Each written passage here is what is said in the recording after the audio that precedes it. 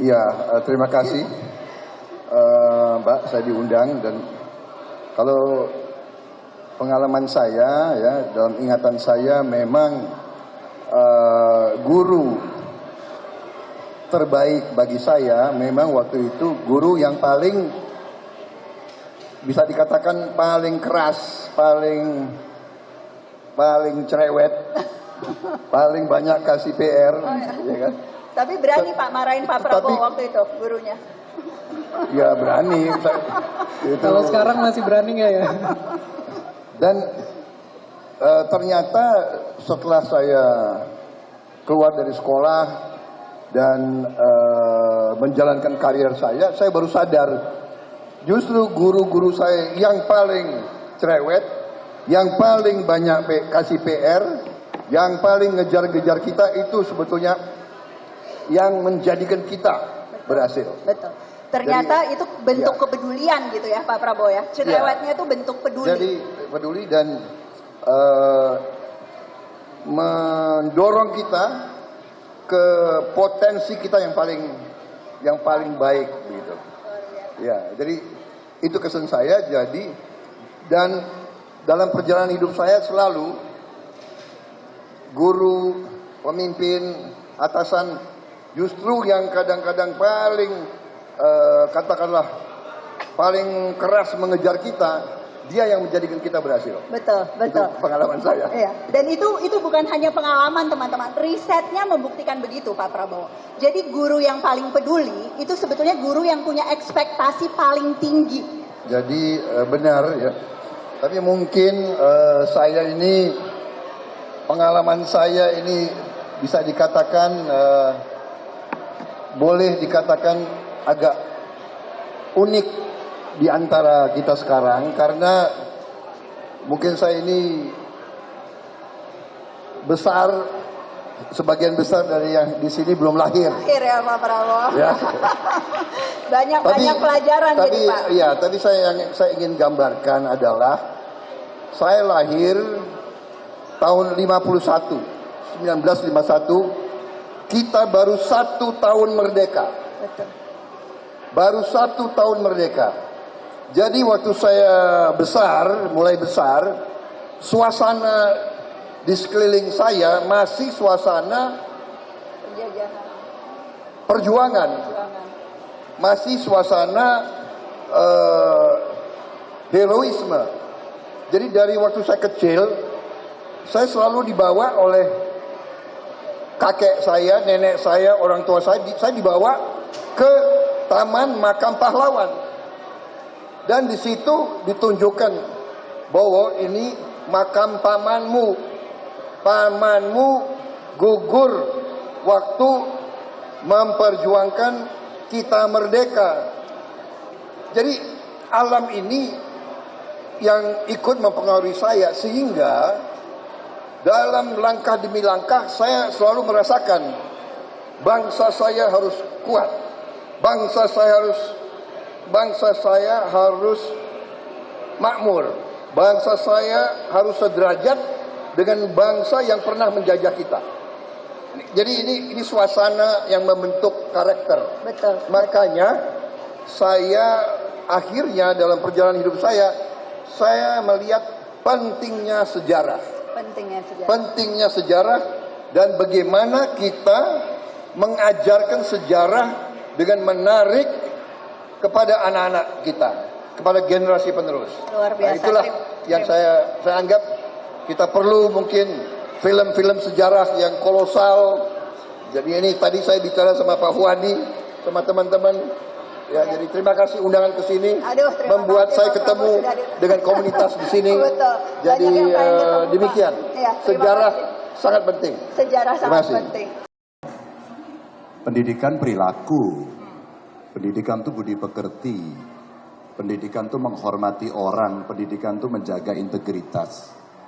Maka berdebatlah orang apakah kementeriannya di pendidikan dan kebudayaan atau pariwisata dan kebudayaan. Kalau saya yang pas, ya pendidikan dan kebudayaan. Karena disitulah orang dilatih. Dulu waktu saya mahasiswa suka-suka demo gitu dikasih buku dulu. Gerakan pembebasan itu ya, Ivan Irli itu. pendidikan hari ini digantikan dengan sekolah, maka yang nggak sekolah dianggap nggak belajar. Sorry, bukan pendidikan, belajar. Belajar digantikan dengan sekolah, maka yang nggak sekolah dianggap nggak belajar. Padahal tidak. Barusan saya ketemu dengan banyak anak-anak muda bercerita, Pak Ganjar, saya ini penulis, tapi saya nggak mendapatkan proteksi dari copyright. Saya ini membuat banyak platform, tapi hari ini dunia media kemudian setengah menghukum kami karena kami harus mengikuti seluruh etik media yang mesti ada. Ini Mas Budi bisa cerita. Lalu saya ceritakan, loh kalau hoaxnya terjadi masa nggak kita bereskan? Nggak dong, nggak boleh. Dan itu harus dimulai dari pendidikan.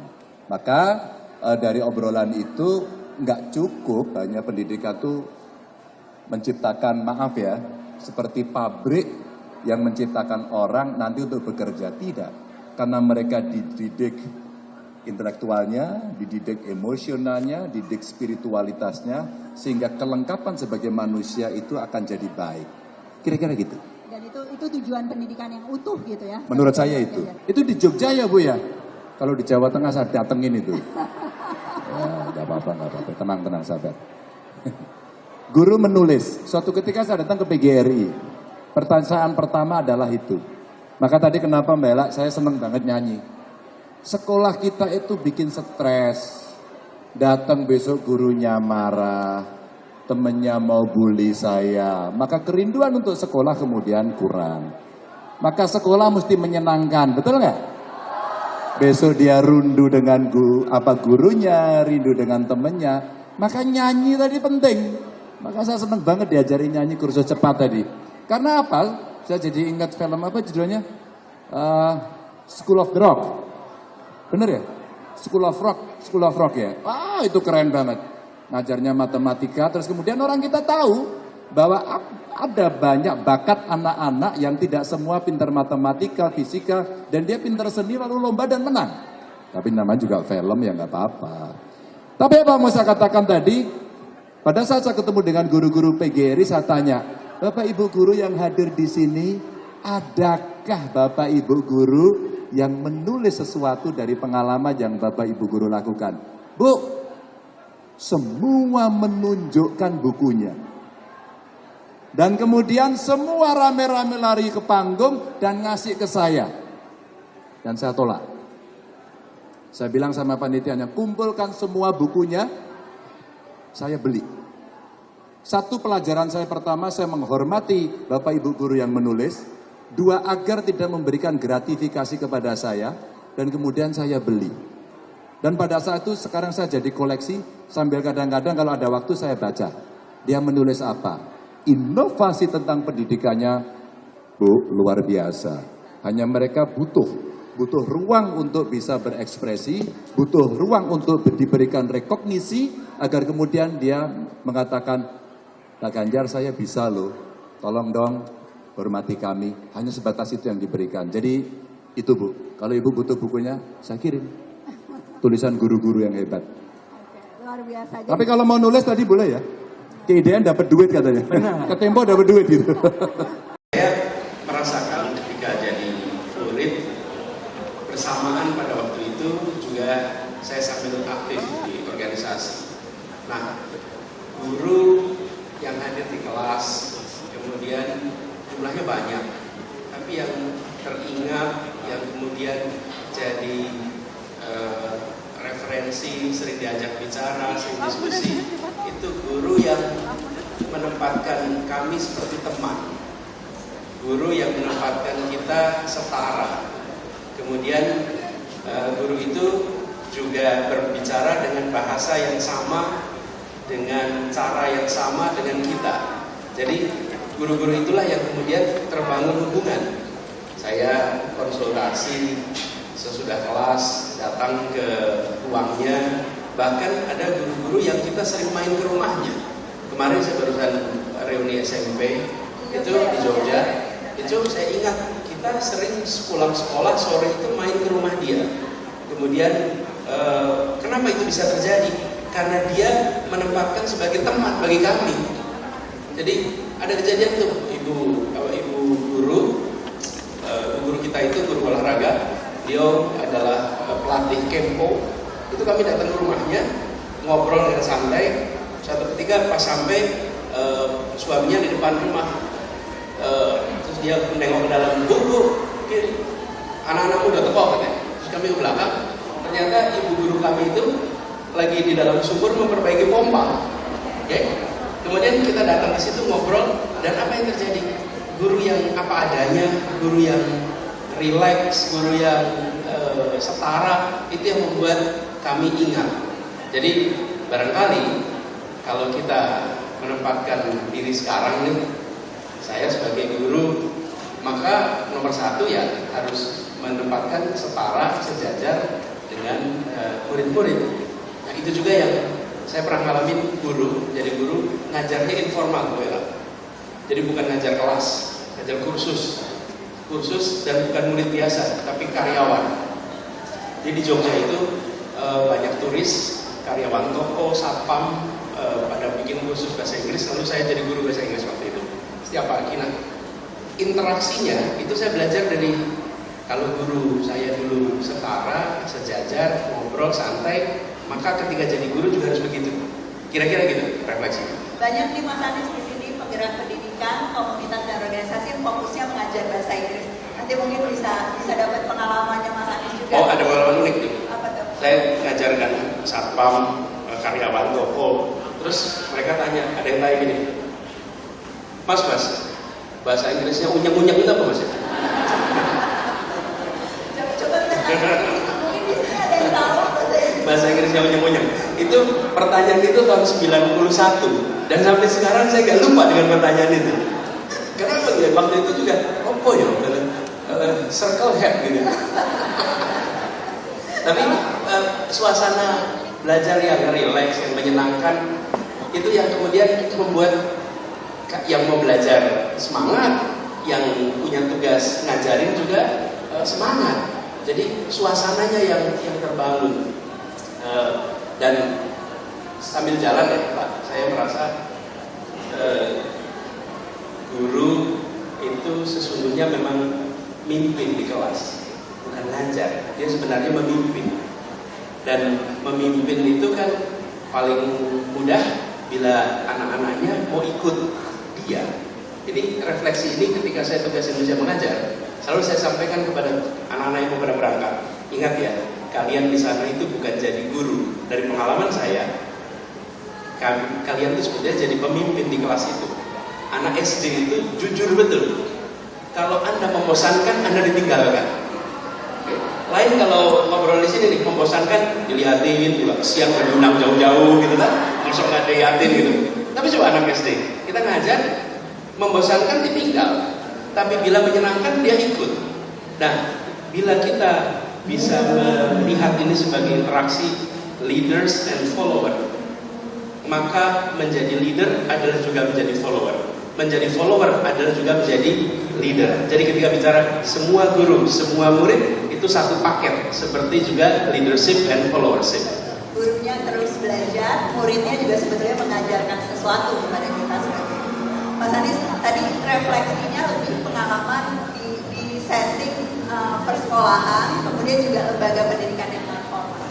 Kalau bicara tantangan-tantangan pendidikan yang sebetulnya tidak berkait langsung dengan persekolahan, itu saya tahu Mas Anies banyak memperjuangkan agenda-agenda pendidikan. Tapi ada nggak Mas perubahan-perubahan yang dari dulu tuh diupayakan, dulu sulit, sekarang juga rasanya masih sulit? Kira-kira apa ya? Yang bisa jadi tantangan dan PR yang kita selesaikan bersama-sama?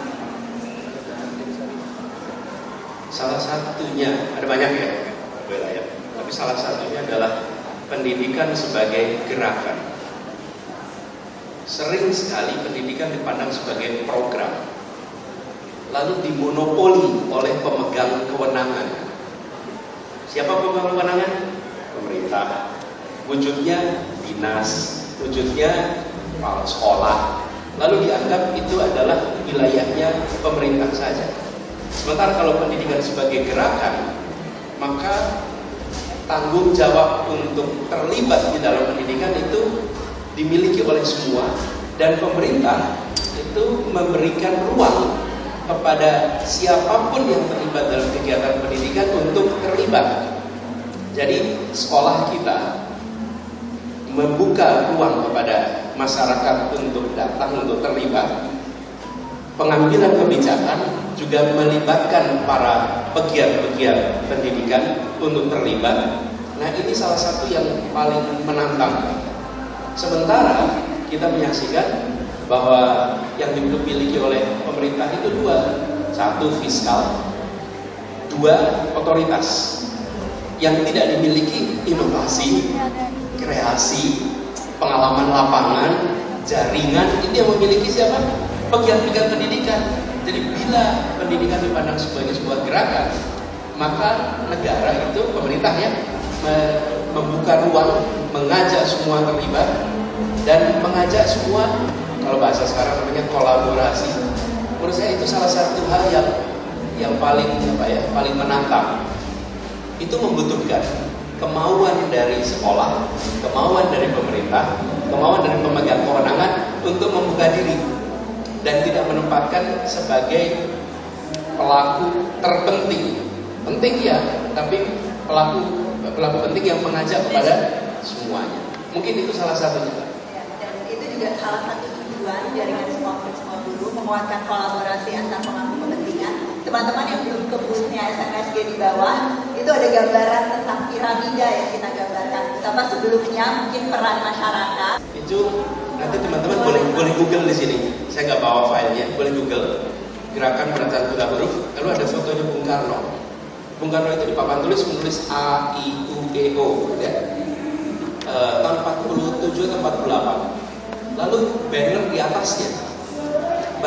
atasnya, itu tulisannya menarik sekali. Kalimatnya gini. Kan biasanya kalau pemerintah bikin acara kan dengan semangat ini maka lakukan ini gitu kan kira-kira. Programnya ini enggak.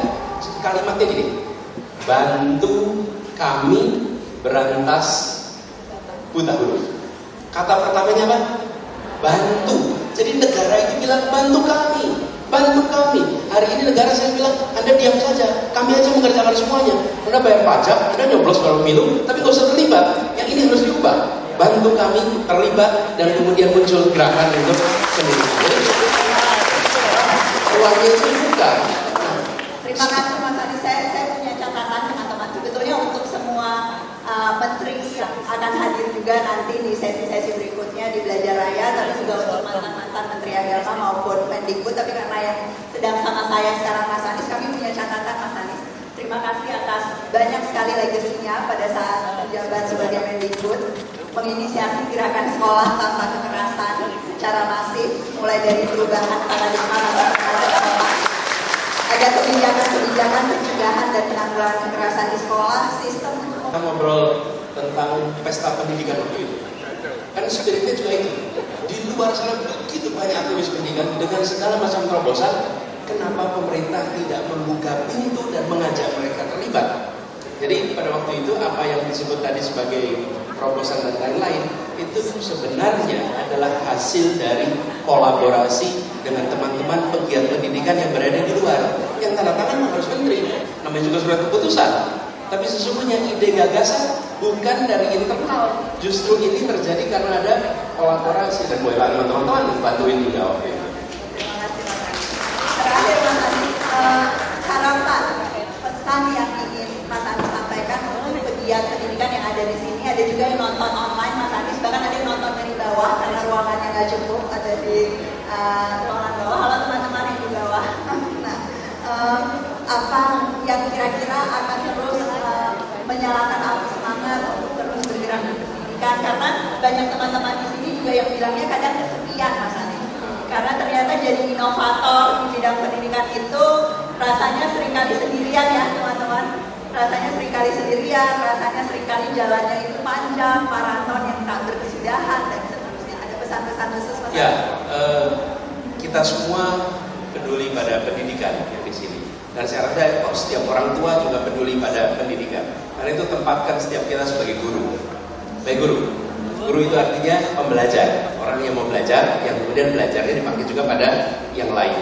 Nah, kami berharap guru-guru termasuk para pegiat itu menjadi pribadi yang menginspirasi, selalu mencari kebaruan, selalu menghadirkan sesuatu yang memancing pertanyaan, yang memancing rasa ingin tahu. Jadi posisi pendidik, posisi guru ini menurut saya yang harus kita dorong lebih jauh lagi. Dan kalau kita ingin Indonesia maju, ya pendidikannya harus maju. Dan itu artinya gurunya harus maju. Dan termasuk gurunya juga harus tenang. Tenang itu apa? Ya pendapatannya cukup. Kan kalau nggak cukup ya nggak bisa tenang juga hidupnya. Gitu ya. Dan itu menghormati guru itu kita harus lakukan, bukan hanya dari aspek pekerjaan, tapi keseharian. Bella mungkin ingat tuh, kita dulu bikin program Dikbud dengan Garuda, ada tempat check-in khusus untuk guru, sehingga guru tidak perlu antri. Bahkan kemudian di bengkel-bengkel guru datang tidak perlu antri. Penghormatan kepada guru itu harus kita kembalikan menjadi kebiasaan di masyarakat, yang nanti guru juga secara sebaliknya dia akan punya tanggung jawab. Kami contoh di Jakarta. Di Jakarta itu kalau guru maka dia bebas PBB di Jakarta. Dia nggak bayar pajak bumi dan bangunan. Apa ya? Kenapa? Karena kehadiran dia di situ sudah ikut memberikan kontribusi. Kontribusi dia bukan dalam bentuk bayar pajak, kontribusinya dalam bentuk mendidik, menginspirasi, mencerahkan. Nah, guru inilah menurut saya yang sekarang harus kita kedepankan di Indonesia, bahwa guru adalah hulu dari kemajuan kita. Guru adalah yang memulai dari apa yang kita rasakan hari ini, dan menempatkan ini harus dimulai tentu dari pemerintah, tapi juga dari seluruh unsur masyarakat. Jadi saya melihat apabila ada perhatian serius pada pemberian penghargaan kepada guru dari negara maupun dari masyarakat, dan menempatkan dalam semua aspek kehidupan masyarakat, rasanya pendidikan akan jadi mainstream lagi di dalam kehidupan sehari-hari kita. Insya Allah mudah-mudahan semakin banyak guru-guru yang menjadi mulia karena bukan hanya pilihan profesinya, tapi juga karya-karya dan dampaknya di masyarakat kita. Terima kasih Mas Anies. Itu janji ya Mas, nanti kapan-kapan saya tanya. Terima kasih teman-teman. Saya Ciliria Bella. Saksikan program-program Kompas TV melalui siaran digital, pay TV, dan media streaming lainnya. Kompas TV, independen, terpercaya.